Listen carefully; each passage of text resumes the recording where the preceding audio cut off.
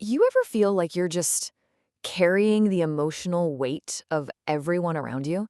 Like you feel things so deeply that it's just completely overwhelming. Well, let's get into it because that feeling, it has a name. And even better, there's some real science behind it.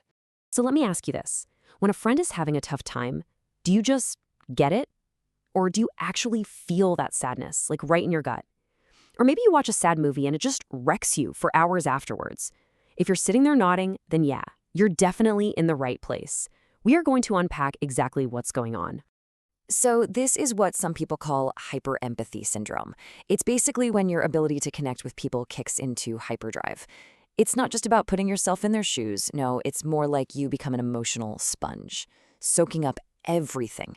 And suddenly, it's almost impossible to tell where their feelings stop and yours start. Okay, but here's the thought. What if this isn't some bug in your system that needs fixing? What if it's actually a feature, a well-documented biological trait? Let's dive into the science because it totally reframes this whole thing. So, what's the real difference here? Look, having high empathy is amazing, right? It lets you connect with people, but you still kind of hold on to your own emotional space. With hyperempathy, though, those boundaries just poof, they disappear. You're not just sharing an emotion anymore, you're absorbing it.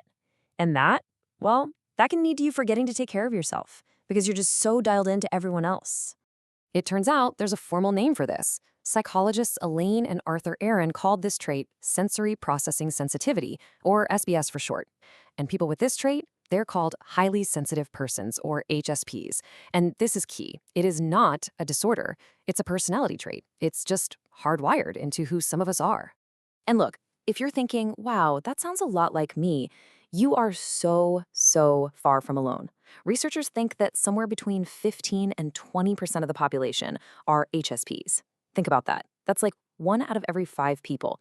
This isn't some weird, rare thing. It's a totally normal, significant part of human diversity. And get this isn't just a feeling. It's something you can literally see in the brain. There was this fMRI study at Stony Brook University that provided some pretty solid evidence. Dr. Arthur Aaron, one of the pioneers in this research, pointed out that when highly sensitive people look at emotional pictures, the parts of their brain linked to awareness and emotion just light up. They show way more blood flow. So yeah, this is a real physical thing. So what is actually going on biologically speaking? It really boils down to having a nervous system that's just wired a little differently. If you're an HSP, you probably notice all the little things, the subtleties. You process information on a much deeper level, and you react more strongly to both the good stuff and the bad stuff. And a lot of this might even be in your genes. Research has linked it to specific gene variations that affect brain chemicals you've definitely heard of, like serotonin and dopamine. Now, obviously, experiencing the world this intensely, well, it's not always easy. Feeling everything so deeply can, you guessed it, lead to some serious emotional overload. So let's be real for a minute and talk about why this sensitivity can sometimes really hurt. I mean, think about it. If you're constantly soaking up everyone else's emotions, it's bound to take a toll, right? It's pretty much a recipe for emotional burnout. It can also fuel anxiety and put a huge strain on your relationships because, honestly, where do you find the energy for yourself and all of that? And this is how that overload might actually look in your day-to-day life. Poor personal boundaries? That's a classic one. You find it almost impossible to say no because you can literally feel the other person's disappointment. This can spiral into things like codependency, anxious attachment, and, this one's a biggie, a total lack of empathy for the one person who really needs it from you, which is you. Okay, so we've laid out the challenges, but here's the good news. There are absolutely powerful practical things you can do to manage this trait and protect your own energy. So let's build a toolkit, not just for surviving, but for actually thriving with this sensitivity.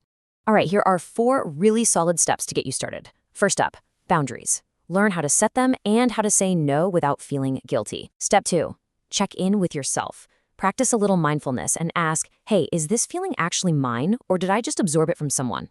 Third, self-care is non-negotiable. Prioritize things that calm your nervous system down. And fourth, don't go it alone.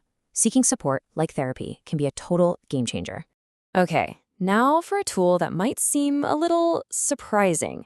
It's something a lot of us are taught to hold back: crying. But it turns out having a good cry isn't just some emotional release. It's actually a biological one.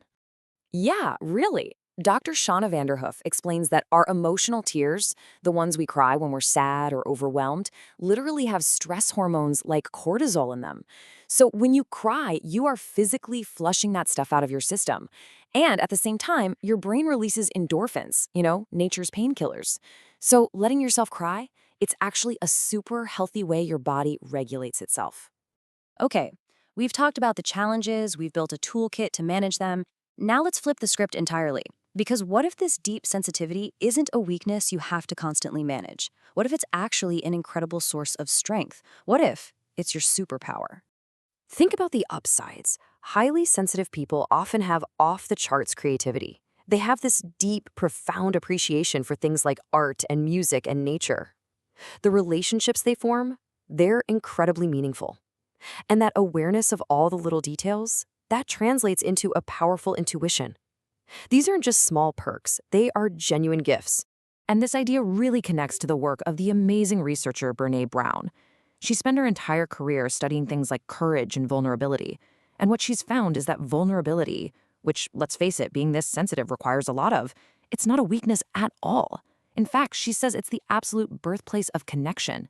It's where all the good stuff happens. So what are we really talking about when we say vulnerability? It's not weakness, not even close. It's pure courage. It's about showing up and letting yourself be seen for who you really are, even when you have no idea how it's going to turn out. And if you think about it, being a highly sensitive person is basically a masterclass in doing just that, every single day.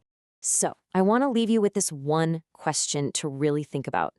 What if this thing you've maybe spent your whole life thinking was a burden, this deep and, sometimes overwhelming sensitivity? What if it's actually the source of your greatest strength? What if it's the very thing that gives you the power to connect, to create, and to experience the world with a richness that most people can only dream of?